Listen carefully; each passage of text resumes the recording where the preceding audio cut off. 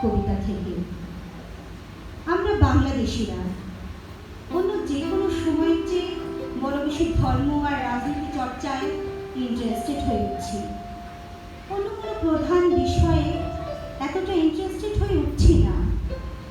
ধর্মকেই আমরা প্রধান ভেবে স্বর্গে প্রথম শ্রেণীর একটা সিট রিজার্ভ করতে বড় বেশি ঠেলাঠেলি করছি। রাজনীতিতে প্রতিষ্ঠায় একে অন্যকে পুনরের গুঁতো মারছি। ব্যাঙের ছাতার মতো ধর্মীয় প্রতিষ্ঠান গড়ে তুলছি। রাজনৈতিক কর্মকাণ্ডে বড় বেশি সময় ঢালছি। সে তুলনায় অন্যান্য মাধ্যমে নিজেদের আলোকিত করার দরকার মনে করছি না। মানবিকতা, জ্ঞান, গবেষণায় কতটা মনোযোগ দিচ্ছি না। ধর্মকর্মে বড্ড বেশি ইনভেস্ট করছি। অন্যের কাছে হাতও পাচ্ছি। রাজনীতির জন্য দেশি বিদেশি অনুদান নিচ্ছি, দূরভিসন্ধি করছি। আমরা বাংলাদেশিরা অন্য যে কোনো সময়ের চেয়ে বড় বেশি ধর্ম আর রাজনীতি চর্চায় ইন্টারেস্টেড হয়ে উঠছি। আবার বৃদ্ধ বনিতা ইন্টারেস্টেড হয়ে উঠেছি। ধর্ম আর রাজনীতিকেই সবচেয়ে বড় মনে করছি। কিন্তু পচা মাথায় ধর্ম ছাড়া আর নষ্ট মাথার রাজনীতি ছাড়া চর্চার প্রধান বিষয় আর কি থাকে, কি থাকতে পারে? জিডিপি বাড়ছে, উন্নয়ন হচ্ছে, জব জিকিরে 56,000 বর্গ মাইল মুখরিত হচ্ছে। তারপরও আমরা উল্টো পথে হাঁটছি, এক পা এগিয়ে দুই পা পেছনে যাচ্ছি। কেননা সবার উপরে মানুষ সত্য, তাহার উপরে নাই। বাঙালির এই মূল দর্শন থেকে আমরা বর্তমানে বাঙালিরা দিন দিন দূরে সরে যাচ্ছি। তুমি কাছে থাকলে, কবি গৌতম চন্দ্র মণ্ডলের কবিতা থেকে। তুমি কাছে থাকলে আমায় ছুঁয়ে থাকে মহাদেব শাখার প্রেম ও ভালোবাসার কবিতারা। কাছে থাকে এক বাগান লাল গোলাপ, পাশে থাকে পূর্ণিমার চাঁদ। সেই চাঁদের আলোয় আড়িয়ালে নদী লজ্জা পেতে পেতে বয়ে যেতে থাকে। তুমি কাছে থাকলে চার চোখে চোখাচোখি হয়, একটি আদিম মিছিলে ছুঁয়ে ছুঁয়ে যায়। একসাথে বৃষ্টি নামে সব দেশে, বৃষ্টি স্নানে শুদ্ধ হতে থাকে পৃথিবী। তুমি কাছে থাকলে কোনো কিছুর সাথেই আর কোনো গুরুত্ব থাকে না আমার। সব কিছুই থাকে খুব কাছাকাছি, হাত বাড়ানো মাত্রই পেয়ে যাই সব। তুমি কাছে থাকলে আমি যে সত্য শিব সুন্দরের পূজারী তা ভুলে যাই না। তুমি তাই কাছে থেকো, কাছে থেকো তুমি, কাছে থেকো তুমি, কাছে থেকো তুমি। এবারে কবি মাসুদ সুমনের কবিতা থেকে। ব্যর্থতার কৃষ্ণচূড়া, কবি মাসুদ সুমনের কবিতা থেকে। আজকাল বুকের নিচে কেমন আক্ষেপ আক্ষেপ ধান পায়। আমাদের মরাডোবাটার পাশে বাঁশ বাগান নাকি আতা গাছের ঝোপের তলায় কারা যেন রোজ সন্ধ্যায় সুর করে কাঁদে। আমার এত পরিচিত মনে হয় শৈশবে এমনি এক আহ্লাদ মাখা সুর আমাকে ঘুম পাড়িয়ে দিত। অথচ একদল মানুষের বুকের উপরে কেমন স্ফূর্তি ঘুরে বেড়ায়। উচ্চস্বর তুলতেই এত আলো এসে লাগে যেন কোথাও কোনো দুঃখ নেই। নিজেকে আজকাল বড়ই ক্লান্ত মনে হয়, ব্যর্থ মনে হয়। কেবলই মনে হয় আমার তো জেগে থাকার কথা ছিল। বটপাতার ধান বুকে যে রাখাল ফরিংদের বাঁশি শোনাত, সেই রাখালের সুরকে থেতলে দিতে দিতে একটা প্রকাণ্ড উল্লাস দৌড়ে যায়। চোখের সামনে প্রতিদিন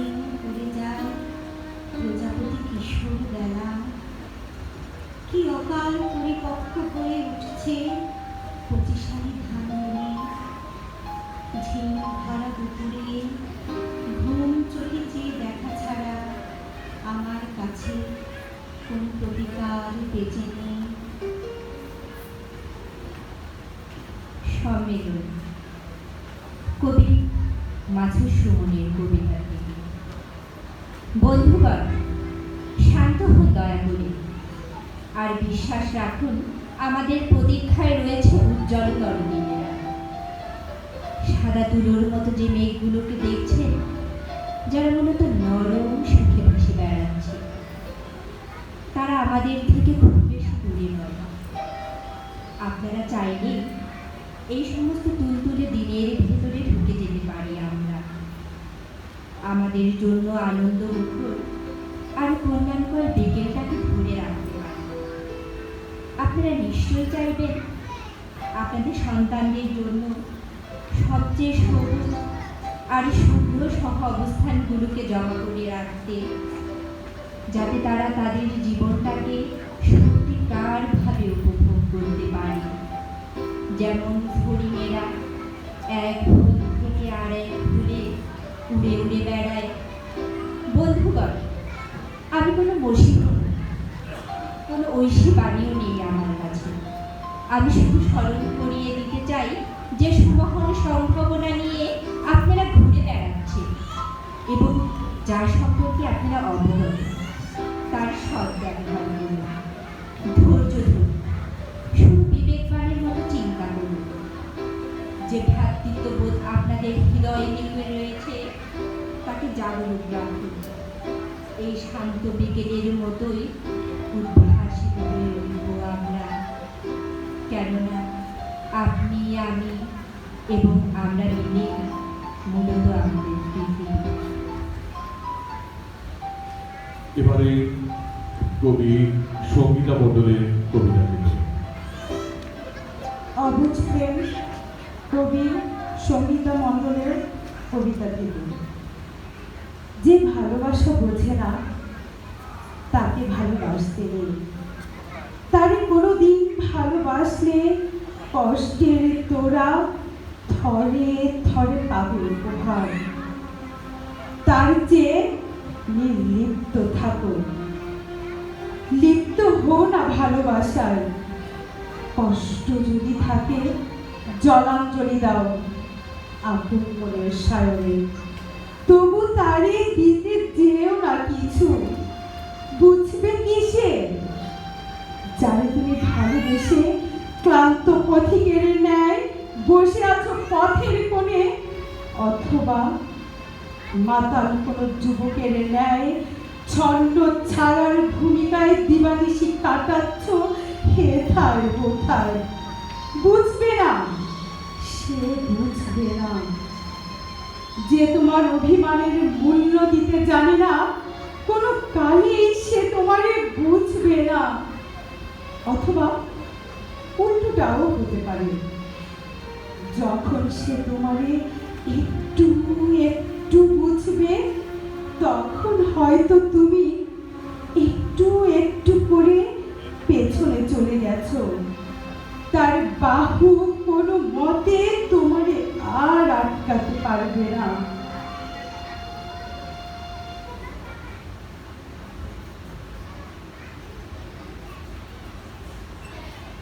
কবি সঙ্গীতা মণ্ডলের আরেকটি কবিতা, জলবিন্দু। বিখ্যাত কোনো জলপ্রপাত হতে চাইলে স্বচ্ছ জল থাকলেও অসংখ্য জলদা যেথা জল ঘোলা করে আপন মনে। বড় কোনো নদী হতে চাইলে শোয়ে শোয়ে নিরীহ মৎস্যকুল প্রাণী ঘুরে বেড়ালেও হাঙরের দল ঘুরে বেড়ায় যার বুকে। বিশাল উন্মুক্ত আকাশ হতেও চাইলে চড়ুই কিংবা শালিকের দল উড়লেও সেই সাথে উড়ে বাজ পাখি আর শকুনের দল। মাদাম তুষো জাদুঘরের কালোজয়ী কোনো স্বচ্ছ শরীরা ভর্তি হতে চাইলে অবশ্য অবশ্যই, কিন্তু অর্থ ব্যয় দর্শনীয়। আমি হিমালয় কাঞ্চন জঙ্ঘা কিছুই হতে চাই নে, যাতে জয়ের জন্য যুগ যুগান্তরের এত চেষ্টা। কোনো গ্রহ কিংবা উপগ্রহ হতে চাইলে সেথায় অক্সিজেন পানি আছে কিনা এসব নিয়ে গবেষণা। প্রাণীর বাসযোগ্যতা অর্জনের এত চেষ্টা, তাও আমি হতে চাইনে। সাহারা কিংবা কালাহরি মরুভূমি হতেও চাইলে। তৃষ্ণার্ত উটের দল চড়ে বেড়ায় বুকের ছাতি ফেটে যাওয়া পথিকের দিয়ে। প্রবাসীর চোখে টেমস নদীর অপার সৌন্দর্য হতে চাইনি, কিংবা রাধিকার মতো কার মন চঞ্চলা করার ইচ্ছেও নেই। উহ, আর ভালো লাগছে না, বলেই দেই তবে। হেমন্তের কাঁচা পাকা ধানের ডগায় এক বিন্দু প্রভাত শিশির হব, তেমন করে কেউ দেখবে না। শুধু যে দেখতে চায় আপন মনে, বুঝতে চায় এর সৌন্দর্য, সেই দেখুন। জলপ্রপাতের জলের মতো খোলা করা যাবে না। হাঙরের দল আসবে না এ জলে, পাঁচ পাখির দল উড়ে যাবে চলে। এ সৌন্দর্য তাদের দরকার নেই বলে। কেউ জাদুঘরের বন্দিশালে নিবদ্ধ করতে পারবে না। প্রভাত শিশির এসে ঝরে যাবে ভরে।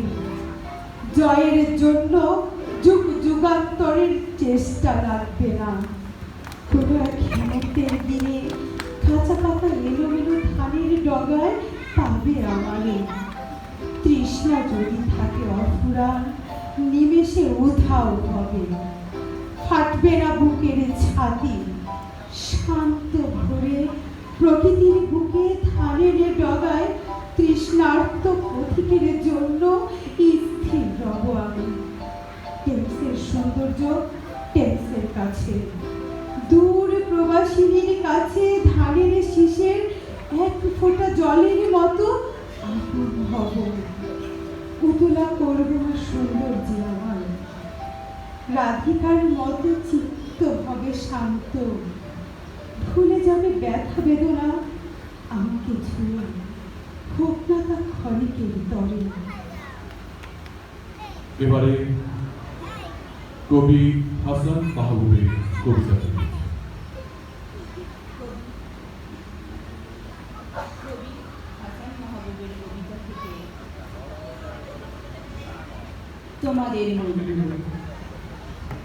একদার প্রিয় অপ্রিয়, হাসি খুশি ব্যক্তিত্ববান ব্যক্তিত্বহীন, চতুর বোকা, সক্ষম অক্ষম, কর্মঠ অকর্মণ্য ইত্যাদি ইত্যাদি মানুষগুলো আজকের বৃদ্ধাশ্রমে একত্রিত হয়ে জলরং স্মৃতির জাবরকানি।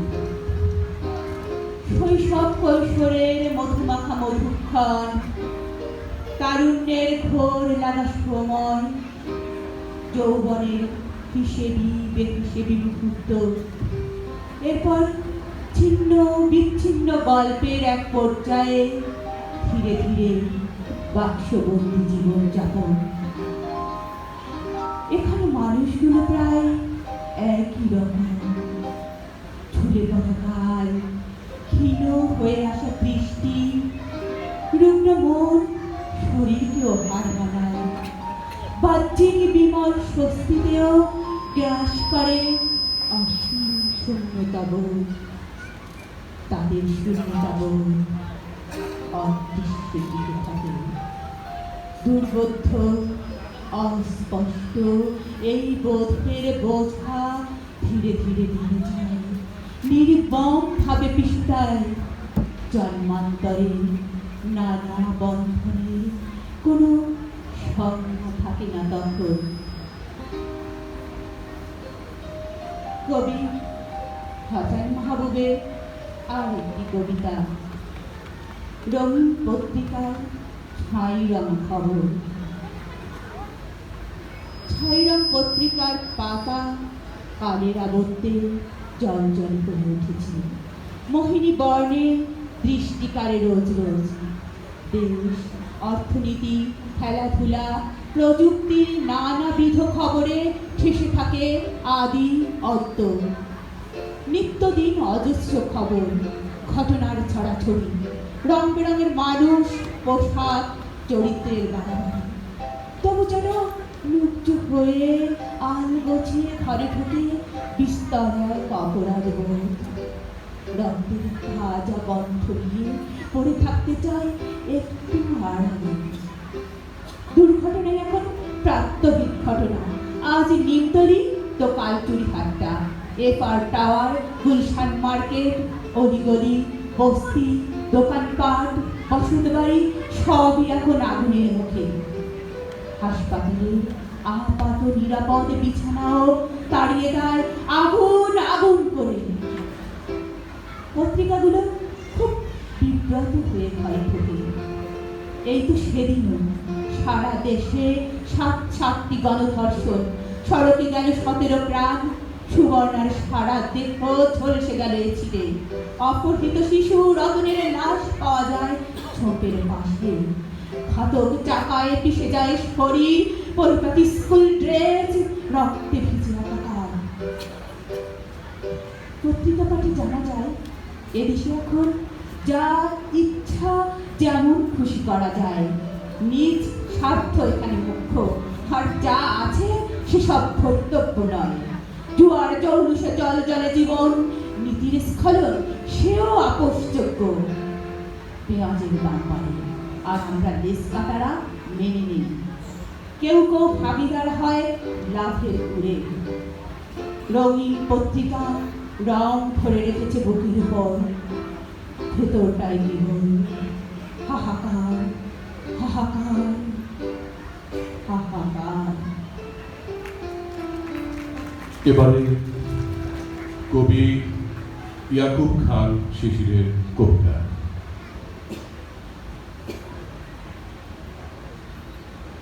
কবি ও কবিতা। ইয়াকুব খান শিশির। নিভৃতে কোনো এক অবুধ কবি অবিরাম গেয়ে যায় জীবনের গান। সে গানে আসে প্রলয়, উন্মাতাল নৃত্যে ছুটে আসে বান। ভাষায় কুল কুল, কখনো ধুধু বালুকা বেলা করে বৃষ্টির স্নান। তবু তবু অন্তর তার অজ্ঞান স্পর্শে পড়ে থাক। হয় অমরাবতী, বোধের লঙ্কা। পড়ে পড়ে খাঁটি হয় সোনা, খাঁটি হয় মাটি। যখন দুঃখের আগুনে পড়ে বিরহ, সুখের অনলে ভালোবাসা, তখন মানুষ আর মানুষ থাকেন না, হয়ে ওঠেন কবি। কবি হয়ে ওঠেন ফিনিক্স মাঠে হ্যামিলনের বাঁশিওয়ালা অথবা আলেকজান্ডার। কবির বোধের আগুন গলে গলে চাঁদ আর জ্যোৎস্না হয়ে ওঠে কবিতা। সূর্যটা রঙে রঙে হয়ে ওঠে রঙিন। নারী হয় প্রজাপতি, ফুল, পাখি, জল, বৃষ্টি, অরণ্য, সমুদ্র, আকাশ, সব পঙ্ক্তিমালা এক এক কবিতার পঙ্ক্তি।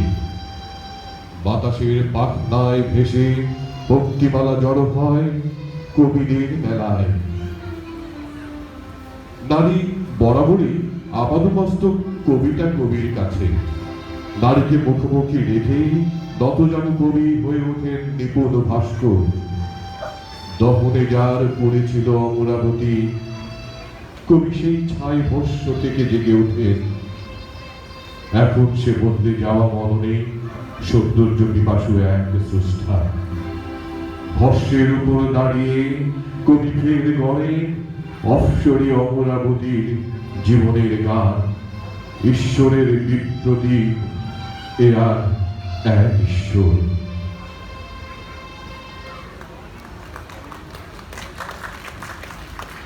ইয়াকুব খান শিশিরের আরেকটি কবিতা, কবিতার নাম টোকাই।